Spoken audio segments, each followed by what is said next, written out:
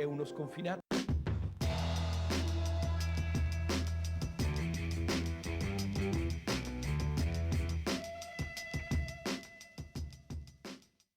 Sabato 22 febbraio, cattedra di San Pietro Apostolo. È il 53esimo giorno dall'inizio dell'anno, ne mancano 313 al termine. Il sole sorge alle 7.02 e tramonta alle 17.47. La luna sorge alle 6.52 e tramonta alle 16.30.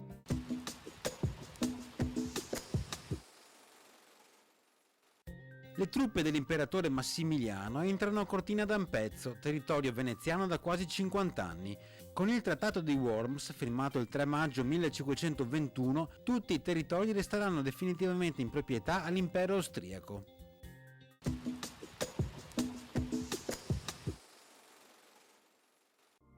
Le previsioni per domani: poco o a tratti parzialmente nuvoloso per passaggio di nubi alte e presenza di nuvolosità bassa sui settori nord-orientali della pianura. Probabili foschie e nebbie nelle ore più fredde in qualche fondovalle e in pianura.